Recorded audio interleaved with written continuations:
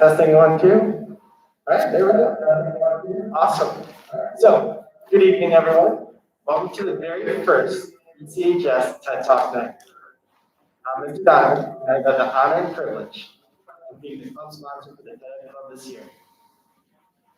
Throughout the year, I've had the opportunity to work with some amazing students who develop awesome TED Talks. For those of you new to the TED world, the acronym TED stands for Technology, Entertainment, and Design. Throughout the last decade, TED Talks have exploded up, racking up millions of views over the last decade. Even though the topics vary greatly, the same goal is in mind for all TED Talks: to inspire people to be more compassionate, empathetic, or maybe a little bit more understanding, or maybe just to think a little bit differently about the world around them. Ultimately, the goal is to cause change. Now tonight, you will see all these characteristics on display. We have 9 amazing TED Talk students who will come up here and give us their perspectives. Now, before we get started, we all ask that you please silence any cell phones that you have now. Along with this, the club members respectfully ask that no flash photography is taken during the speeches. And then we're going to get going. So take a minute if you have not yet signed those phones. So first up is Aiden Thatcher. And then speech radical empathy. He will teach us to be just a little bit more compassionate about those who have differences with us. Aiden, come on.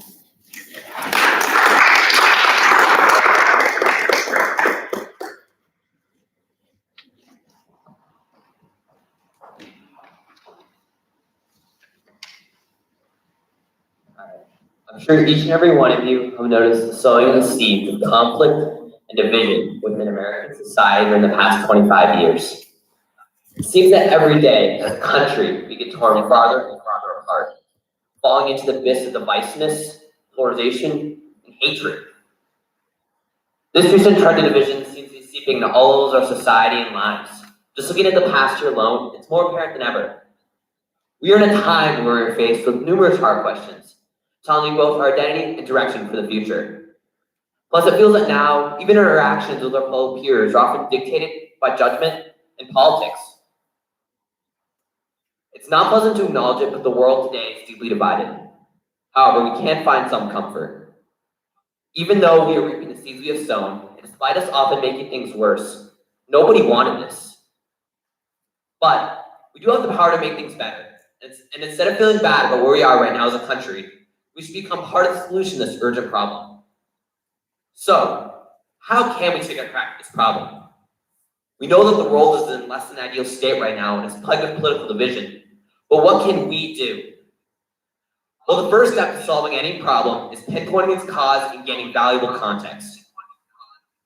Our division, quite simply put, came from the incredibly complicated interaction between numerous factors from all levels and aspects of our society. A perfect storm, per se, developing over the past 25 years and involving things such as the rise of the internet, raising political temperatures, the age of misinformation, but also much, much more. However, I think we can think about it simpler than that. Are you ready for a 3-word answer? Change is hard. All throughout human history, we've been changing. Our societies have always been progressively moving forward, gaining knowledge, equity, higher standards of living, and sophistication each step of the way. But with change comes conflict and division. Change is hard because it challenges our existing habits and paradigms in life, forcing us to do things differently and see the world through a new lens. Further, it tends to lead to conflict between different groups, which can further add to the polarization that we see today. With the past quarter century full of rapid, monumental changes and nobleness, we can very much see how this applies to the present. Plus, when exactly did our change seem to start? Our division seemed to start?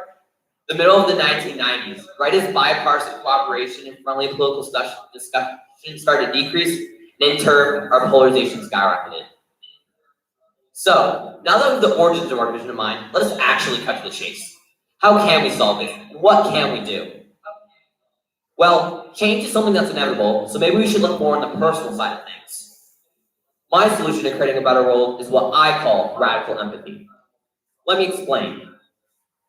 A good analogy I like to use to think about this is derived from the common saying, we're all in the same boat. Yes, it's comforting to think that we're all in this together, and that our fates are linked. Well, that's a little bit too easy in my opinion. It fails to acknowledge the fact that we are all in different circumstances, from different backgrounds, and simply lets us off the hook, letting us help other people without trying to understand them as the unique person they are. So, an alternate way I like to phrase things is that we are in different boats, but together we're all in the same storm. And that is the core idea of radical empathy. Everybody's scenario is unique and a result of their background, but at the same time, everybody's just trying to do their best. If we want to solve our plague of political division, we first need to seek to connect with and understand others. Or in other words, to practice radical empathy. Imagine an hour where everybody on the planet stopped for a moment and we momentarily discarded our judgments, paradigms, and stereotypes alike. Further, what if we consciously decide to seek understanding and empathy over pity and hatred? Seems nice, right? Not only would the world be an infinitely better place for that hour of utopia, the stifling shackles of our division would simply fall away. Why? Because division is all in our heads. We are constrained by our stereotypes and paradigms because they prevent us from doing the work and actually understanding the why behind our fellow humans. They give us the pretext to simply dismiss people we disagree with or who make us uncomfortable without understanding their thought processes or where they come from. This can easily promote arrogance, misunderstanding, and division between people and contributes to where we are in the first place. Everyone has a reason, however obscure, and we can't see that if we superficially judge them. However, we can if we practice radical empathy by sitting down with them. The two of you might never agree, but at least you'll see each other for who you are, and you'll even outline the common ground that you share. Furthermore, if you're just sitting down, talking, and putting yourself into someone else's shoes, you can help better apply a change by showing how potential change can be both beneficial to them and you, and listening to their perspective.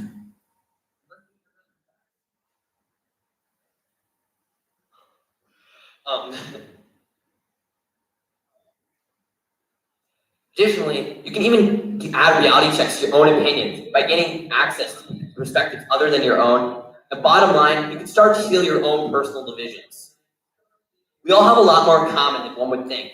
And as Stephen Covey says, seek first to understand, then be understood. We all know that the vision I described earlier is unrealistic. However, if we want to get closer to that ideal world that's more free from the clutches of division and hatred, we need to get to work on the little things. We need to rethink how we think of each other and not be afraid to sit down with people who are different than us, who challenge us. We need to help people feel heard and accepted. Furthermore, the change starts inside. It's important that we are aware of the role of gender, privilege, race, and class inside our lives, along with our preconceived stereotypes and paradigms.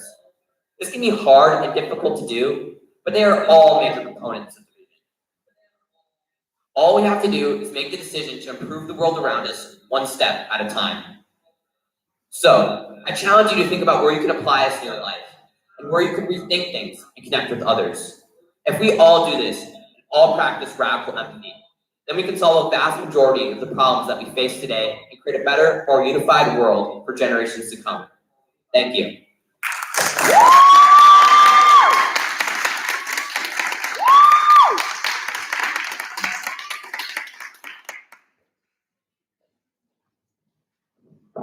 What an amazing way to start the night. Aiden, thank you so much. So, for the next speaker we have, this is going to be McKenna Carlson. And her speech is going to take us through the world, through her eyes. So without further ado, McKenna, come on up.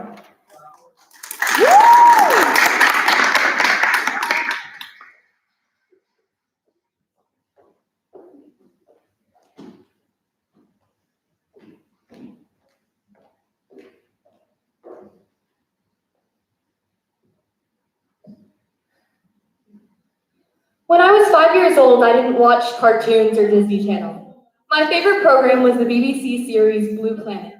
And from that age, I decided that one day I would be viewing our blue planet through my own scuba mask instead of a television screen. In fourth grade, I read about Rachel Carson, the famed ecologist, and her breakthrough on persistent organic pollutants. She saw a future where the oceans were barren and coral reefs stood as a ghostly memorial to the dead blue heart of our planet. 50 years later, Sylvia Earle echoed these sentiments in a TED Talk that I happened to come upon. I knew that our oceans faced challenges and dangers, but I also lived with a naive optimism in the goodness of humanity and the belief that everyone cared about the oceans as much as I did. Yet her message shocked me. The next 10 years would be the most critical decade in the history of marine conservation if we refuse to recognize the need to reform. The next 10 years would decide if we were crossing the point of no return in regards to the future of our planet. She gave that talk in 2009, and it's 2021. So why are we waiting, and what do we wait for? I began to recognize the paralysis that had come upon former generations, either out of a resistance to change or a present sense of security. And yet I was unable to act, unable to create change, unable to do more than open my mouth and cry out, please, salvation for this beauty that I saw within our oceans to those in power. And yet words do not create change, actions do, and mine start tonight. Now I could stand up here and give you some Earth Day spiel on how there's still hope, or I could tell you about 10 ways that you can make a difference in conservation, or critical issues and discoveries in environmentalism. But what's the point in that? There are far more qualified individuals who have spent decades trying to tell everyone about the plight facing our oceans. And yet the world turns a blind eye and a deaf ear. No. Instead, I'd like to take a few minutes to tell you about why I have been inspired to dedicate my life to marine conservation and research. So for the next 5 minutes, I ask that you look at the ocean through my eyes. When you're completely submerged in water, there's a magical feeling as the silky coolness glides across your skin. To me, swimming is the closest thing that there is to flying. We often think of the ocean as being a silent world, but if you've ever been diving, you know that couldn't be further from the truth. The ocean holds a bustling society of unique individuals, each of whom play a role in a critical balance of the ecosystem and create a crackling chatter along the seafloor. I have been diving on Hawaii, Nevis, Antigua, Puerto Rico, and Aruba, but no one experience is the same. I can recall a late afternoon dive snorkeling out over the coast as the apricot rays of sunshine shone across the surface of the water, illuminating the rocks and corals and creating tiny shadows that danced along the seafloor. As I looked up, I saw the glassy surface of the water, concealing a world that leaves me transfixed in awe. And yet I can only see the true glory of many of these regions in the frozen moments of photographs taken prior to the global bleaching event of 2002. Once, aspiring marine biologists yearned to dive the Great Barrier Reef in its entirety. As for me, I just want to get to see it alive. In all of my dives, I was shocked by the lack of color along coastal regions, where the hot, shallow water acts as a catalyst to bleaching. While I know life is not a National Geographic film, I refuse to accept the fact that this remaining beauty is a lost cause that cannot be salvaged. I can remember on one time while I was snorkeling, a huma huma nuku nuku apua'a swam past me, or more commonly known by their less of a mouthful name, the Hawaiian triggerfish. For just a moment as it passed me, it looked me in the eye. It's a strange feeling to make eye contact with a fish. They're rather skittish and unblinking, and their eyes seem to bore into your soul. In a book by Jonathan Balcombe, I first learned the complexity of fishes, their capability to feel pain and their capacity to think, just like any other terrestrial creature. His sympathy for these marine organisms opened my eyes to a whole new view on marine conservation. While we often look at it from the view of our human perspective, just think of all the marine organisms, the fish and cetaceans, the crustaceans and algae, and all of the undiscovered species that we may never know. They face a great extinction. And not only do I want to prevent this from happening, I want to learn all of the secrets and discover all the hidden knowledge that our undersea neighbors have to share with us.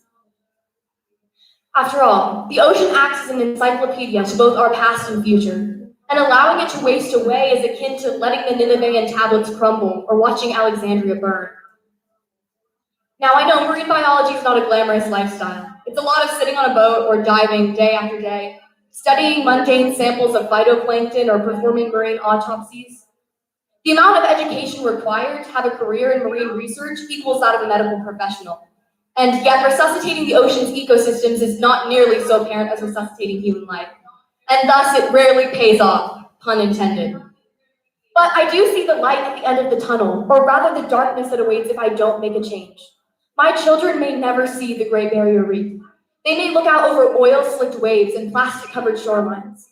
And true, this could happen despite my best efforts. Yet they won't be able to say that I didn't try. Or perhaps I'll succeed, and one day some little girl will be looking at a picture of me and studying my accomplishments in a battered fourth grade textbook, just like I once did with Rachel Carson. If my gift is simply this passion that I have for discovery, I believe that it is truly enough to achieve what I hope is my destiny. My whole life, I've been inexplicably enraptured by the ocean and all of its many wonders. And that's why I can't accept the fact that marine biology is someone else's problem, that marine conservation is someone else's concern, because I truly believe that it is mine. Granted, I'm 17, and what do I know? Well, maybe more than you think. I've lived long enough to see that money and fame aren't the things that make people happy. But making a difference, bettering the lives of others, that does. My heart aches with the salty tears of Mother Nature's blue heart as she sits waiting patiently for someone, anyone, to act. If no one remembers my name or what I do with my life, I hope that I can simply create a ripple, even a small one, that gives our oceans more time to touch the hearts of our world. Now, as for the rest of you, I don't expect you to start talking to fish. Not that I talk to fish, or at least not frequently, but they do make excellent conversationalists, or at least good listeners. Beyond this, I know you won't read every single ichthyology textbook in existence or start reading all the Rachel Carson novels that there are to read. But I do encourage you to look into the writings of conservationists like John Muir and Jane Goodall. After all, seeing the inspiration of others is a great way to be inspired to make change in your own life. As for some practical applications, buy a reusable water bottle and use it. Bring cloth grocery sacks with you when you go to the grocery store, and try to avoid using single-use disposable plastic products, like containers or wrapping. Not only are you reducing the amount of waste in our oceans, but you're also preventing yourself from being exposed to BPAs and other harmful chemicals that can be found in plastics. All I ask is that you do something. If not for yourselves and your own future, then for that little girl sitting in front of the television watching Blue Planet, relying on individuals who are brave enough and empowered enough to make a difference so that she may one day see the ocean. So that one day when I become a marine biologist, I'll be studying more than a watery grave of lost dreams. Thank you so much.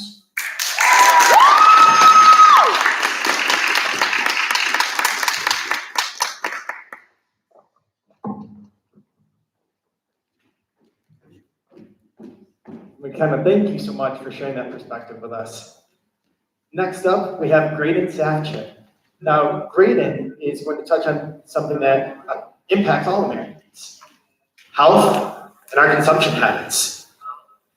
His speech will challenge us to re-examine what we use, how we use it, and why. So without further ado, here's Graydon.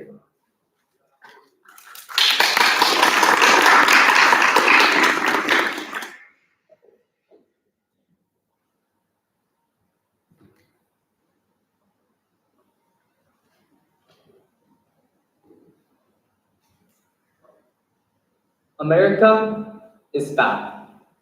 This statement, said by many countries, and even Americans, may not be entirely true, but they have a good reason for it. Today, America ranks 12th overall for being the most obese, and first when ranking from the OECD countries, or Organization for Economic Cooperation and Development countries. With America having an obesity rate of almost 40%, it's clear that we eat a lot of food, and with that, have a health issue which needs to be addressed.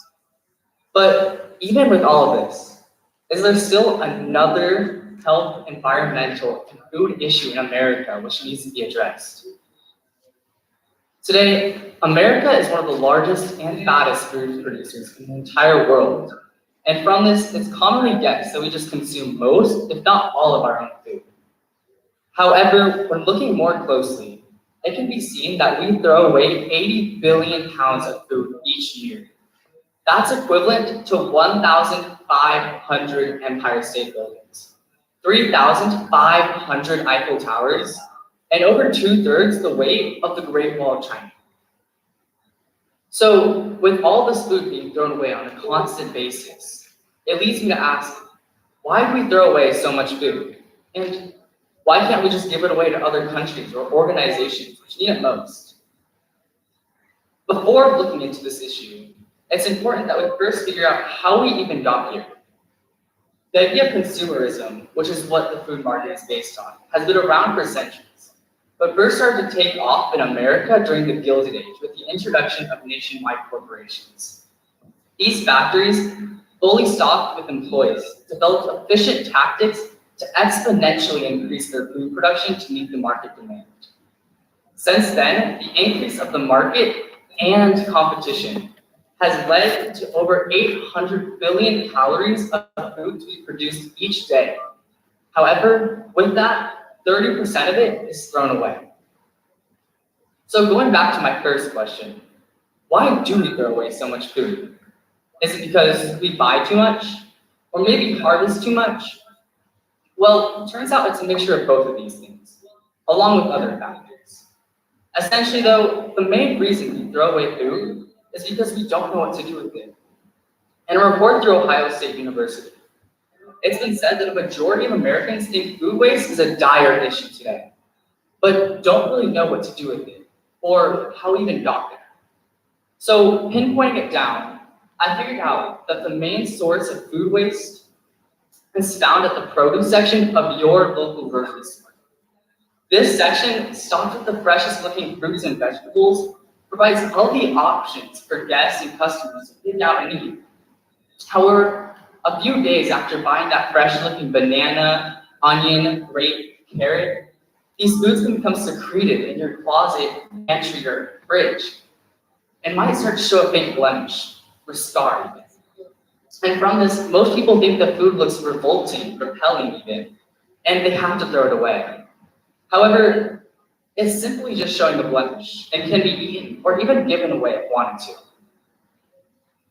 However, it goes even farther back than that. Farms in America produce some of the largest yields of crops each year on a global scale. And from this, they have the ability to choose what crops they want to give to stores and throw away. This means that anything that's disproportionate in size, shape, or flavor will be thrown away and not given to stores.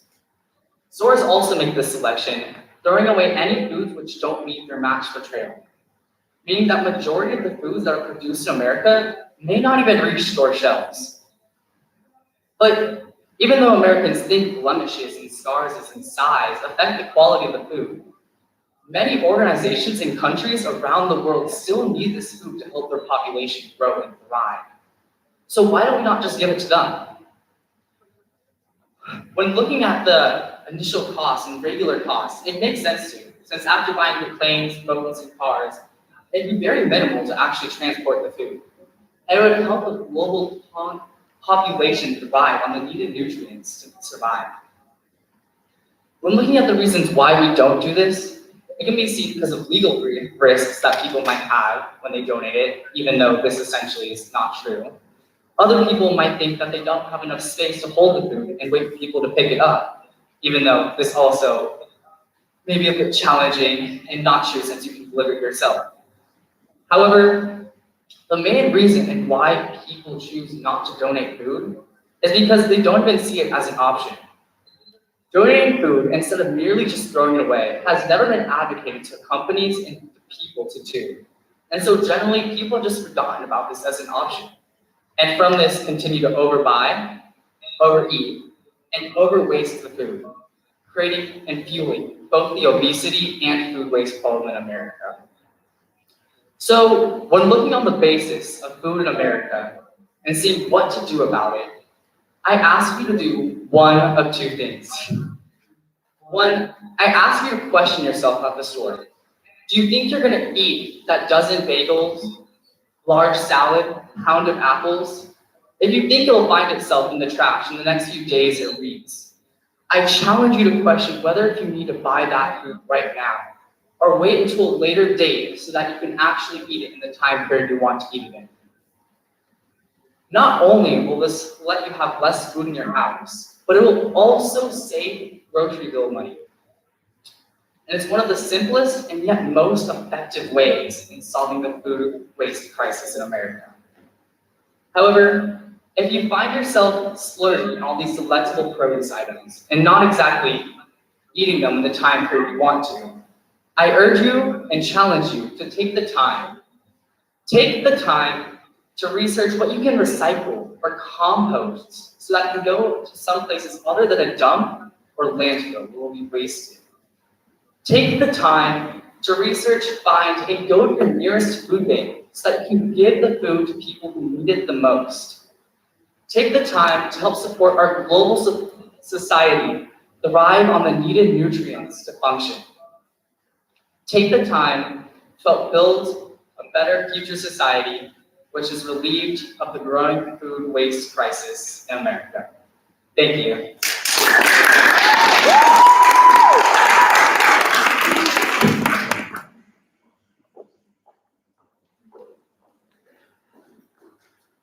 All right. Awesome job, Brandon. Thank you so much. Quite the eye-opening facts there. Next up, we're going to have Olivia Vester. So Olivia is going to touch on something that, again, pretty much everyone uses, social media. But her speech will challenge us to rethink this popular platform of self-expression. So Olivia Vester, come on up.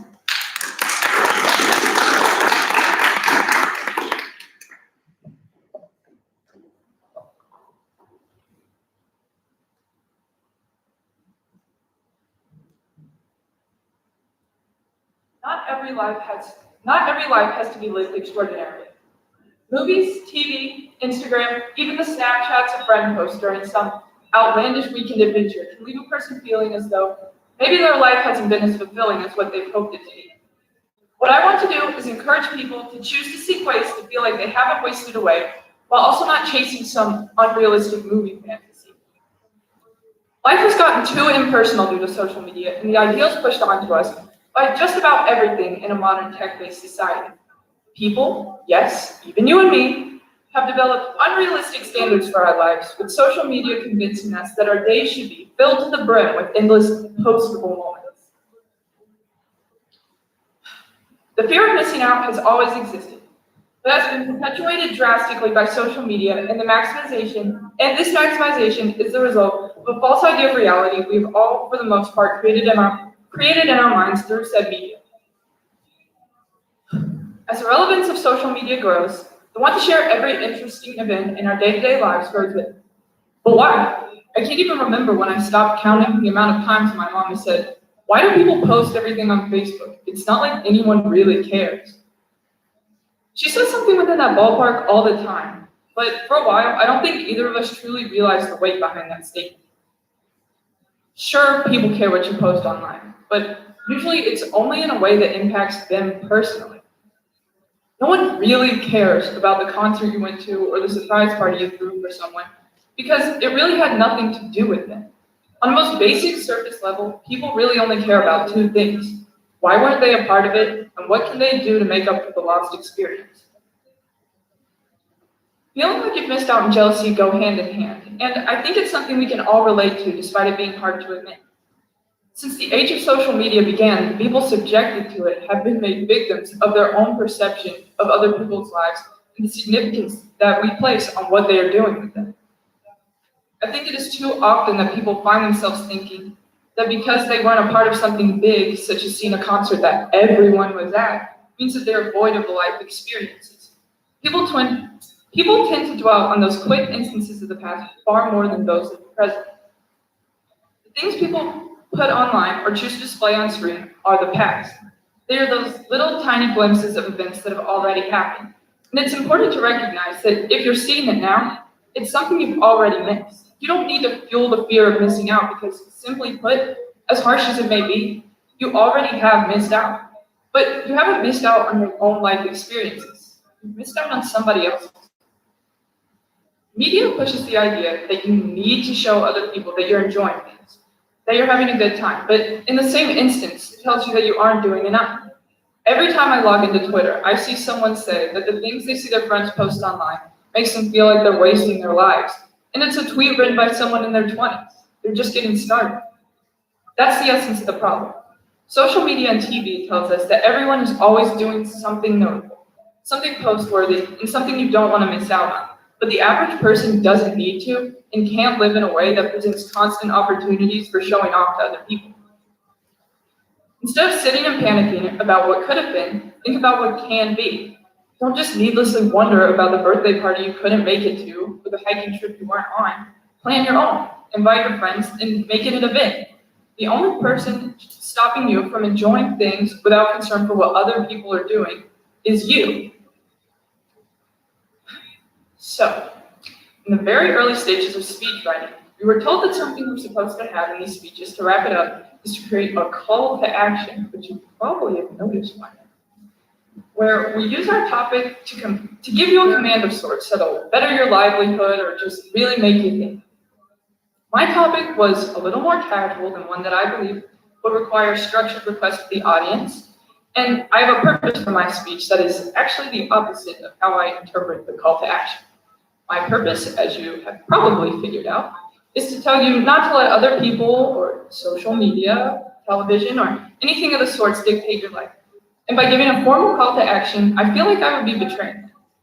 So my call to action isn't going to be to urge you to go out and reflect on your whole life's meaning because of some speech given by a high school student, or even just to give up social media.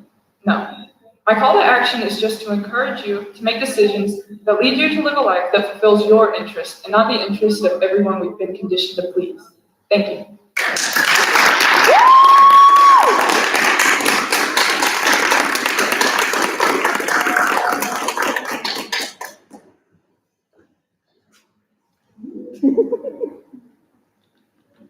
All right, awesome job, Olivia. Thank you so much.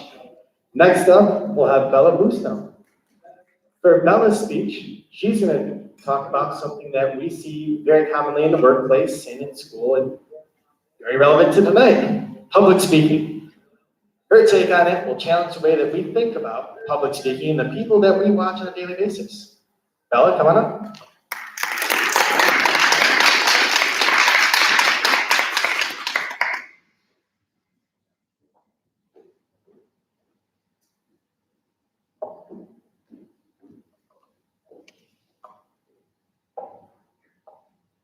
Sitting in a cold plastic chair, your mind is a hurricane of words, sounds, and syllables, rushing to find the right way to pronounce the word on the page in front of you.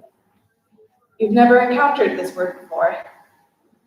Your heart is pounding as anxiety is reminding you that the entire class is listening, waiting, overwhelmed by the impending judgment of your peers if you say it wrong. You know it. You have to. Before even attempting to try, the teacher reads this foreign word aloud, and the disappointment of being familiar with it punches your heart. Because not only have you said this foreign word, but not only have you heard this foreign word, but you've also said it, and yet you were unable to pronounce it typed out on a printed page in front of you. And that destroys your confidence. This experience is a vivid one from my past that I'm sure many of you have related to as well. My fear came from the vulnerability of public speaking. Society parades the idea that those who struggle to speak have less to say and encourages people to fear using their voice.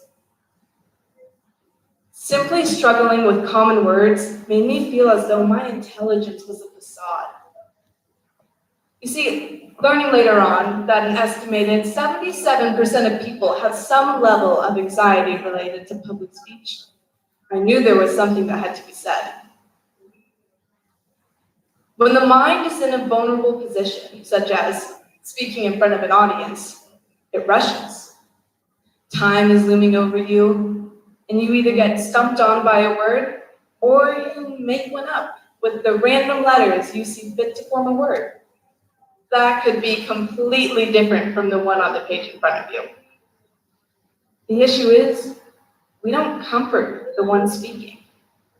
It's as if an entire high school classroom was full of people with the best enunciation or pronunciation, and the moment someone who goes to speak and fails to pronounce a word correctly, the judgment is immediate. However, no person or student will ever have the best enunciation or pronunciation, for we're all still learning. That's how we grow and expand our knowledge. If we practice empathy towards the one who have a difficult time reading aloud or speaking in front of others, it would bring comfort to everyone involved. Since we all know what it feels like to be put in a position to speak in front of our peers that has wrongly been interpreted to be set up for failure. I muted myself. Do we want to foster a society that consists of tearing down others who have a hard time stepping out of their comfort zone just to share their own beliefs? Do we want to silence the ones who have a difficult time speaking to their friends and families about their own opinions? Do we want to take away the voice that is the very independence and freedom we have worked so hard to achieve? Using your voice should never be interpreted as vulnerable. Thank you.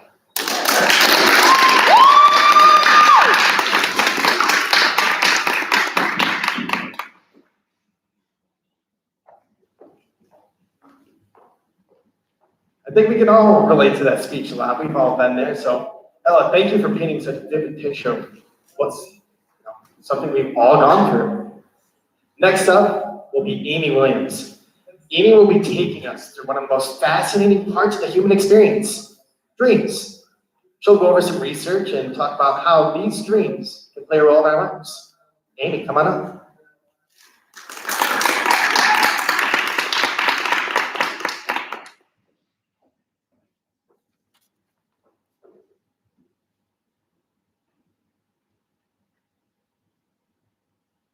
On average, people dream about 5 times a night. That's 35 dreams per week, 150 dreams per month, and 1,825 dreams per year. Now, on paper, that number may appear to be pretty large, but when taking into account that we spend about 1/3 of our lives asleep, it becomes less surreal. Although, in general, dreaming is a pretty surreal aspect of our lives because, in a way, it isn't at all related. It's an opportunity to form abstract realities, ones that, once dreamt up, can influence and inspire our lives and ideas, even while awake. That is, if only we could remember them. Science reveals that we forget about 95 to 99% of our dreams. We remember 1 dream per week, 4 dreams per month, and 52 dreams per year. The rest, full of places we've never been, people we've never met, and actions we'd never be brave enough to commit during the daylight, are gone as soon as we open our eyes. Now, this may seem a little troubling. I know it did for me. To always be on the verge of recollection, but never quite remember what you were thinking. It's like always needing to sneeze, but never being able to. Or taking a test and forgetting the answer to a question you studied right before. But most of all, it's never understanding the depth and intricacy of what you forgot, and fearing that what you forgot is fundamental. After all, dreaming unleashes our imagination in insane ways, and each dream is specific to you. Your personal experiences, goals, fears. All of the ideas floating around in your head come together to form unique and sometimes groundbreaking concepts. Like how Mary Shelley, who's now considered to be the mother of science fiction, had a dream back in 1816 that inspired her now world-renowned novel Frankenstein. Or in 1905, when Albert Einstein discovered his principle of relativity shortly after having a dream about cows. These dreams can and have been major turning points in someone's life.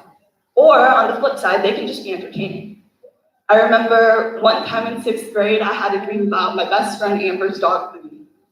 Except this wasn't the classic Dalmatian I knew. This was a flying Dalmatian named Orpheus, scattered in purple spots, coating his royal purple fur.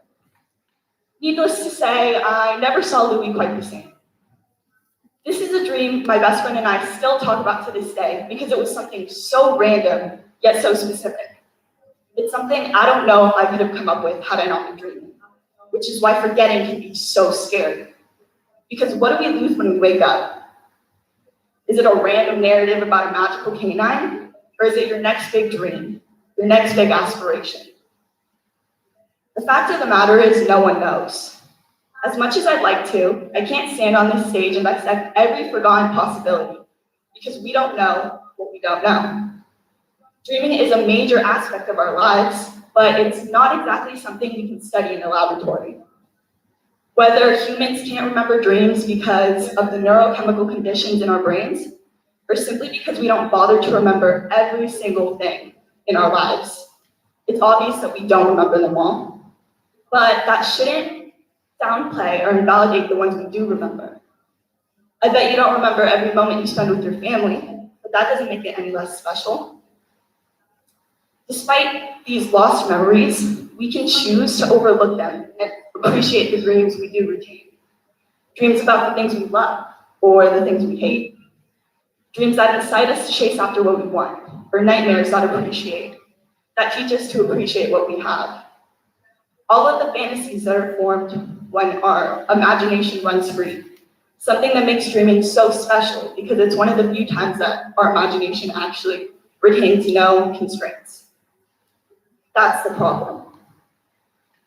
We're willing to accept imagination in our day-to-day lives, or in our dreams, but we live predictable day-to-day lives, going through the motions of the tasks we feel obligated to do. It's only at the conclusion of our days that we finally allow ourselves to relax and imagine.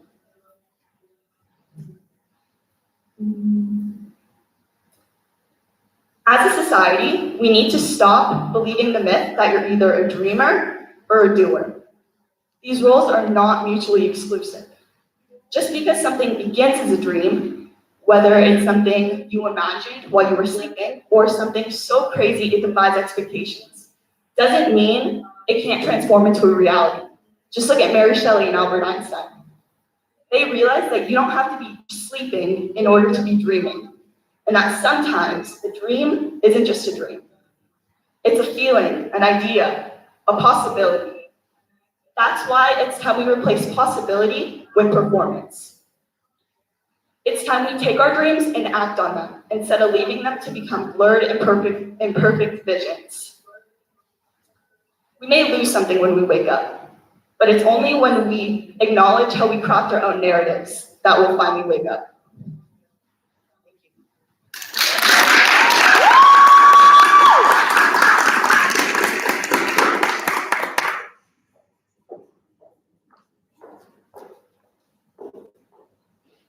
All right, thank you so much, Amy, for walking us through that. Next up, we will have Olivia Hahn. Olivia will be pursuing a career in education afterwards, and she's going to touch on a subject that will help define her career later on. So without further ado, Olivia, come on.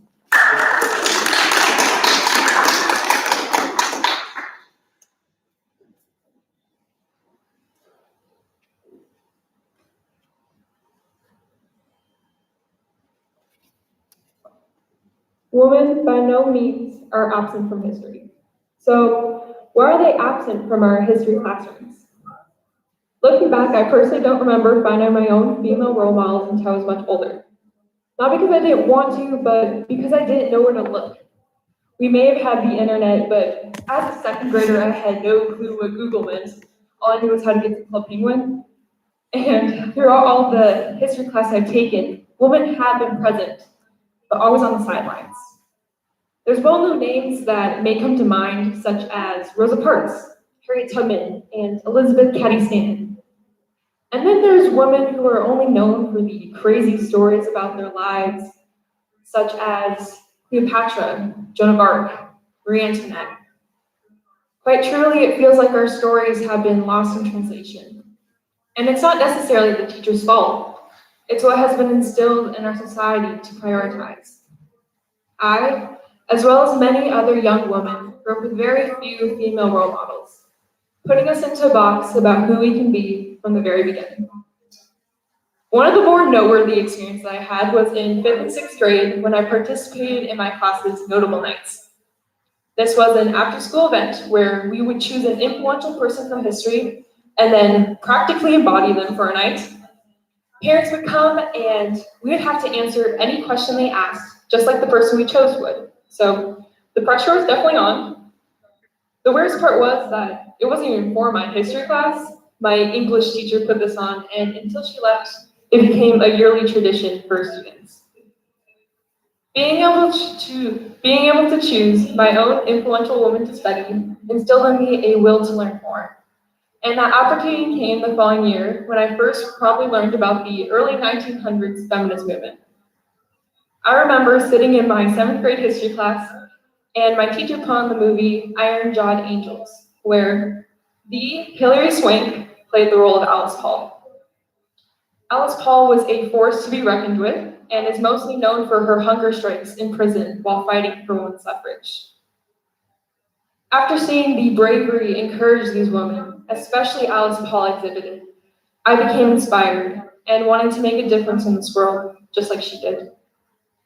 That January, I was able to go to the first Women's March held at the Phoenix Capitol building, and I will never forget the unity I felt that day. It truly changed the way I view the effect my actions and beliefs have on society. Me, could actually make a worthwhile change in our world. This moment not only defined the start of my passion for social justice, but history, and how a deeper education can positively affect everyone. Starting the roots of this learning process at a young age as well would not only benefit the young women, as they too would learn they have a place in history, but students of all genders would become more open-minded to the possibilities women have in this world. There are many reasons why women do not reside in lengthy passages of a history textbook. Some thoughts that may come to mind are that women weren't doing as important things as men, or maybe the world isn't progressive enough and so they only dominate household affairs. Or even if they did contribute to society, it simply wasn't as significant or defining.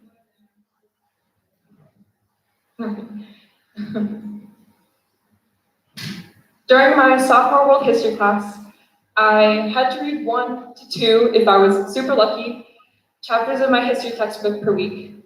And I remember I'd read pages and pages of men going on daring quests, traveling the world, and making history. And then every few chapters, at the very end, there'd be a short paragraph to remind me that women still existed, and in fact were always at home. A study conducted by Annie Chiponda and Joan Waxman, 2 history professors at the University of KwaZulu-Natal in South Africa, delved into how women are represented and portrayed in history textbooks. They found that in many Western textbooks, women are often portrayed from a man's point of view, and in 2 of the most commonly used textbooks in America, A History of the United States and World History, Traditions and New Directions, women are only mentioned in overall 3% and 2%, respectively. The lasting effects of these statistics can be monumental, as one can feel that they lack history, which certainly is not true. I myself don't know as much as I would like to, and I always try and educate myself when I can.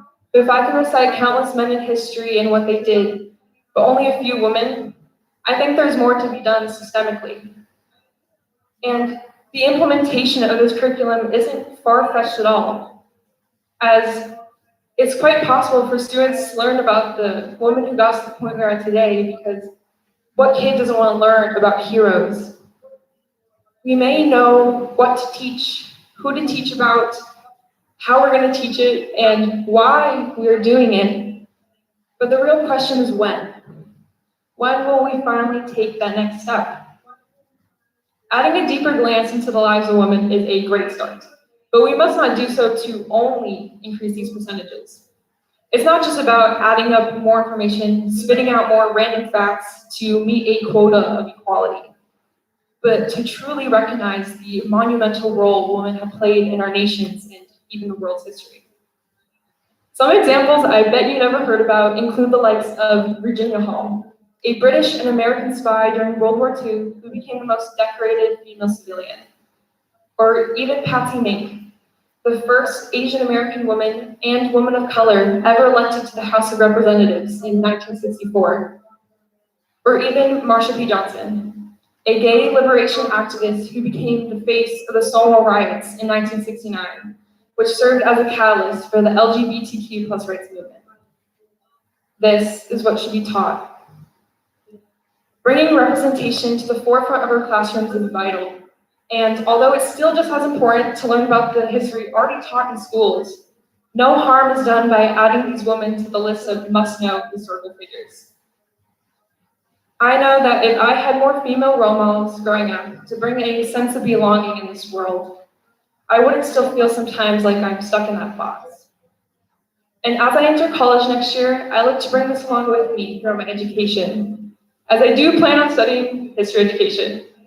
And it's so important to me that I grow to teach by this notion and create an environment where the women in my future classes feel represented and heard. As we all take on the role of deciding what the world will look like for future generations, we should not erase the women who endured every hardship so that the modern generations have the ability to decide their own fate and truly impact the world. Thank you.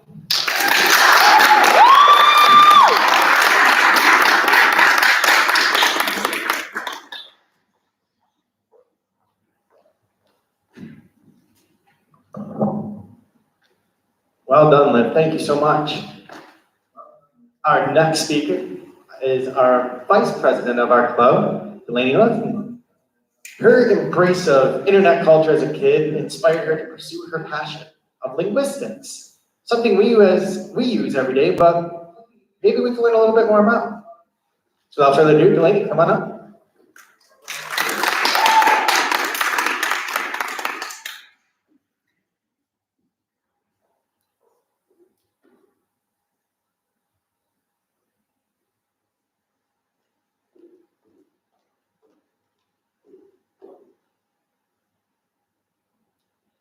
So, if you couldn't tell from the everything about me, I'm 17 years old, a modern teen, if you will.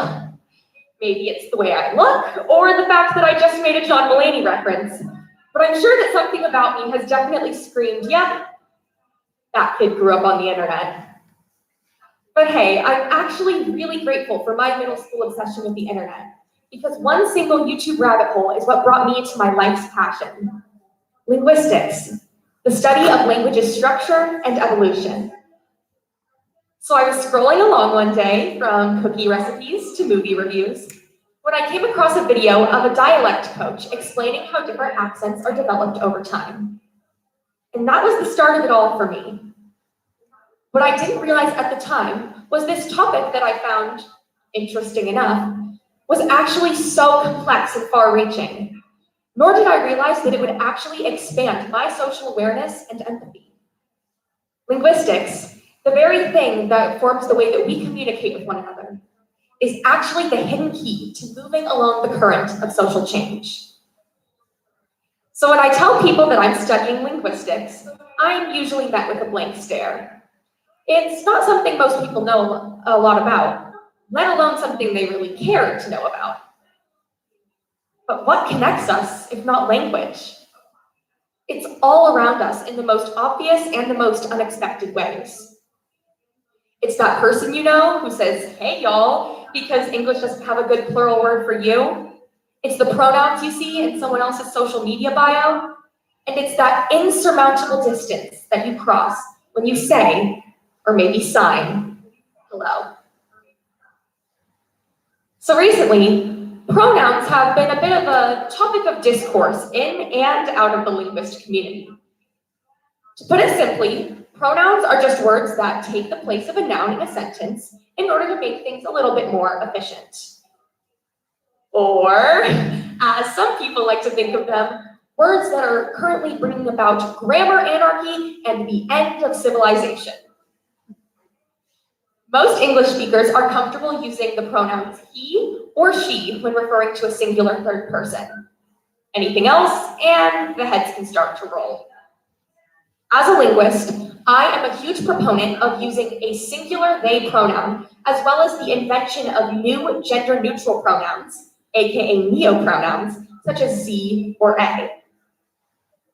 The most important thing to understand is that language is constantly evolving. In fact, English used to not have pronouns that distinguished between gender at all. The root languages of English, Proto-Indo-European languages, actually had pronouns that distinguished between animate objects and inanimate objects, not male and female ones. However, over time, the language began to evolve and develop until these gender-based pronouns ended up replacing the animation-based ones. So in that way, there was a point in history where every he or she was using that era's version of a newfangled neo-pronoun that all those crazy kids are using. Now let's talk about you. Not you the pronoun. I like to think of you and the singular they as kind of linguistic cousins. You see, in Middle English, you was actually a plural word, and the singular form of it was thou. However, the language changed, as it does, until you became used for both plural and singular, and thou fell out of use by around the year 1650. Funny enough, the singular they actually predates when we stopped using thou, because usage of the singular they pronoun dates back to around the year 1300. Even so, it's still looked down upon today, 700 years later. Developing new pronouns and new ways to use those pronouns has kind of become a time-honored linguistic tradition.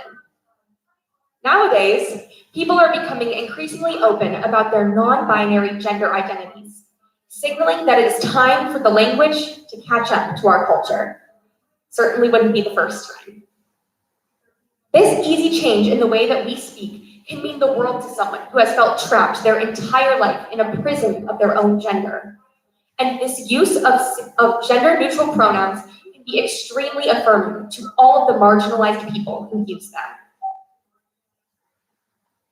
Now, even within a single language, sometimes the words we hear from others can feel a little unfamiliar to us. When we hear this unfamiliar language, most of us have our gut reaction to dismiss it as incorrect or bad English. However, this assumption is misguided and often really, really harmful. One of the biggest targets for derision within the English language is African American Vernacular English, or AAVE.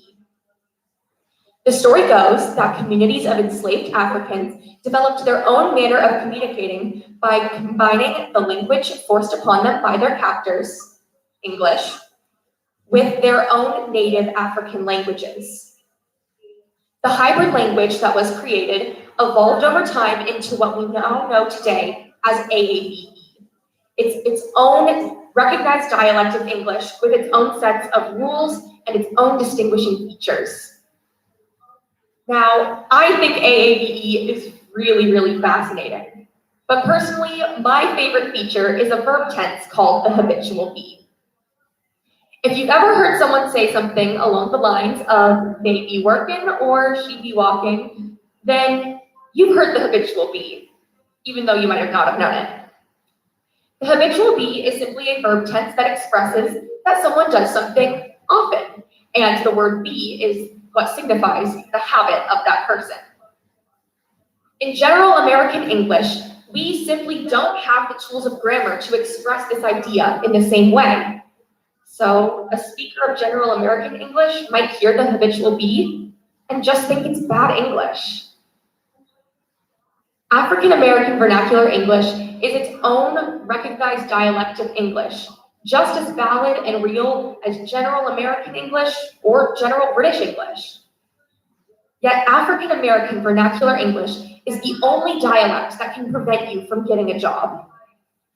Speakers of AAVE experience linguistic discrimination on pretty much a day-to-day basis from people who lack the understanding and empathy for their language. At the end of the day, every single person has their own manner of communicating, and no person's language is more correct, worthy, or valid than anyone else's. Now, speaking is a huge part of language as a concept, but there's no use in language at all without that other concept, listening when it's someone else's turn. If I've learned anything from studying linguistics, it's that there's no such thing as just a word. Every single time that you speak, you tie a string from yourself to all the people around you and all the people that came before you in the past. Every single one of us is part of a linguistic legacy, helping to change language little by little every single day. Language is a powerful tool, and we need to wield it with kindness and care. What matters to me the most is the here and now, what I like to call the linguistics of acceptance. Now, you don't have to go off and declare a linguistics major like I did, or fall down a research rabbit hole. All I ask is that you listen when it's other person's turn to speak. Have the courage to ask questions before dismissing someone, and use your language in the most empathetic way that you possibly can. So come on, let's have a chat. Thank you.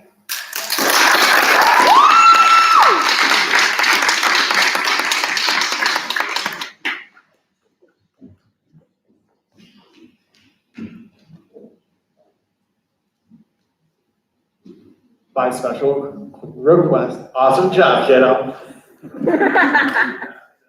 Last, but certainly not least, is our president, Linnea Springford. Linnea was elected the president of this club and has done an amazing job providing leadership. Her compassion and transparency has inspired all of us to improve our speeches. Her speech will take on some of the most pressing issues of the LGBTQ+ community. Her goal is simple: acceptance, passion, and understanding for those who might be different than you. Without further ado, Linnea, come on up.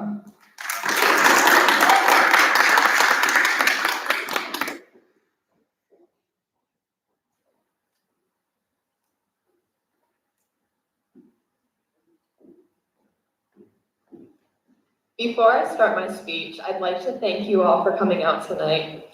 This TED event has been a difficult process. We all went through the works of writing our speech, memorizing them, and working together to edit our works. And I thank you for coming out to appreciate all of our hard process. Anyways, I'd like to ask you to close your eyes. Imagine you're standing at the door of an open plane. You look down and see the earth below you. The wind pulls you in, it beckons you and calls your name. You feel the weight of a parachute upon your back, and you think to yourself, I am prepared. You've run through every scenario. You've practiced landing on the ground, your knees giving in just enough to soften the blow. And yet, the fear still sits in your stomach. You're paralyzed with it, terrified. Why would you be? You've run through every scenario. And while I haven't been skydiving, it is a pretty good metaphor for coming out of the closet. No matter how many times you reword the sentence, I'm gay, it's still a terrifying process. No matter how many times you think over when would be the right time and how should I present this, you will still freeze. When I started brainstorming content for this talk, I came across the idea that I cannot accurately describe to you what it is like to be gay in America. Should I start by telling you how complete strangers have told me I will go to hell for holding the hand of a girl? Or how some family members refuse to acknowledge me when I'm brought up in conversation? Or should I tell you how my whole life I've thought I needed to fit into society's boxes, society's idea of who I would grow up to be, only to realize I don't fit in any of them. Here in America, we like to think we are the best at everything we do. The best economy, the freest nation, the most accepting. But within our borders, gay youth account for 40% of homeless children. And according to True Colors United, a nonprofit working towards getting these kids off the street, You are 120% more likely to be kicked out of your home if you identify within the LGBTQ community. 120% more likely to be living on the streets because society says who you love is not okay. While my tribulations have been hard, and while I may not find it easy to come out of the closet, it's nothing in comparison to the struggles of these teens.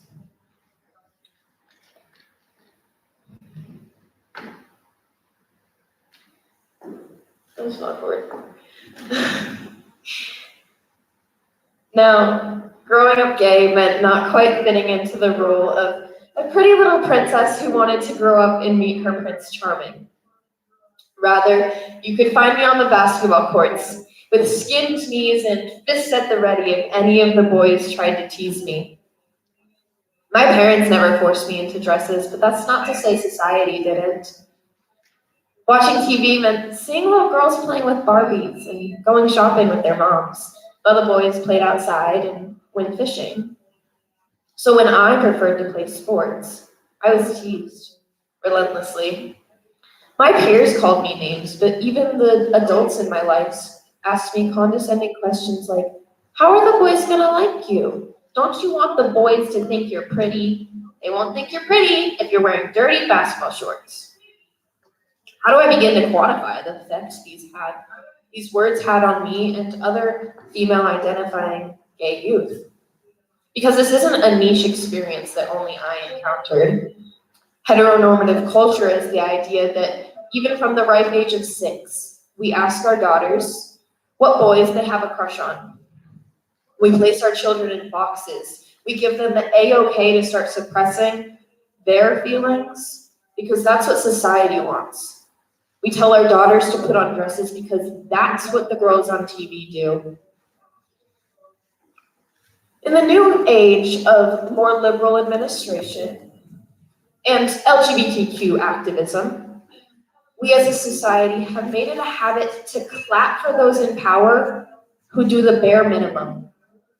Administrators who stopped a lesbian 7th grader from getting beat up in the hallways, a state that allowed for gender-neutral bathrooms, or even a TV show that showed a same-sex couple or two. But these minor wins are nothing in the face of the true homophobia we hide behind our Pride Months in June. How about the fact that 26 states currently have no laws against conversion therapy?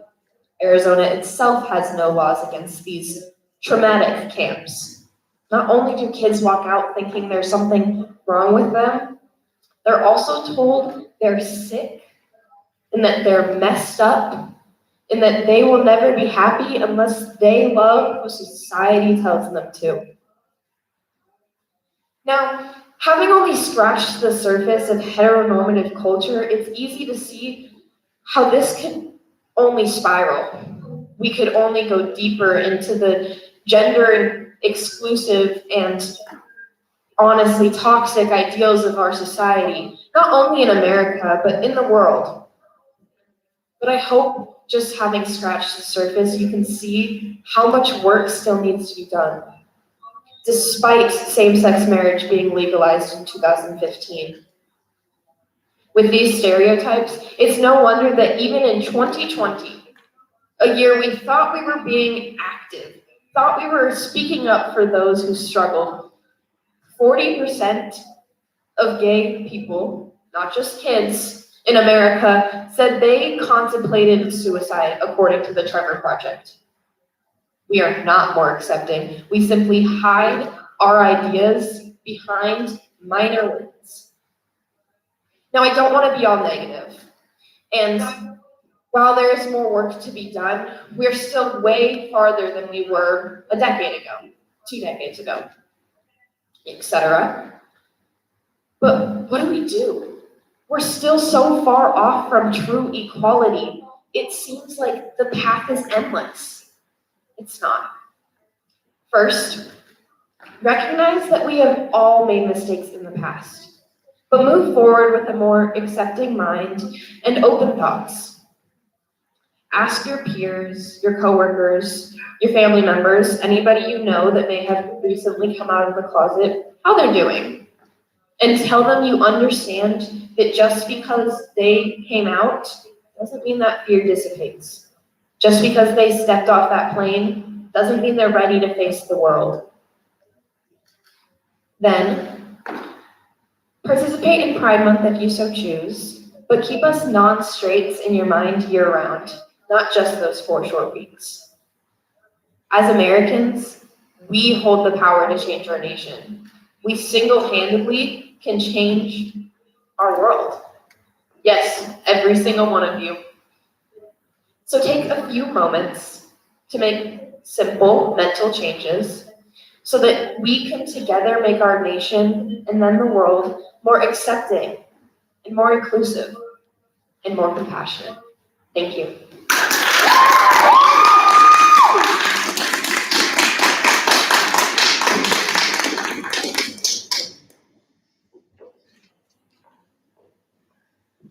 All right, excellent job, man. So we have heard 9 incredible speeches from 9 amazing kids. All of these students started with a passion and an idea. And I hope that all of you guys are as inspired by these students as I am. Again, on behalf of all of our speakers, thank you for joining us. What I would like to do now is welcome all of our speakers back up for one more round of applause before we end tonight. So our speakers, come on up.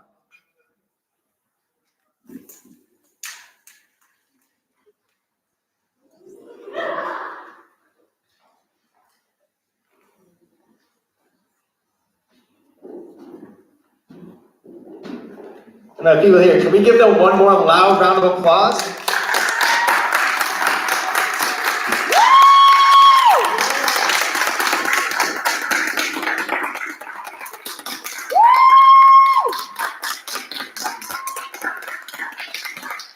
So for everyone here and everyone at home, thank you for joining us, especially those of you who are watching on the live YouTube stream. We appreciate your continued support.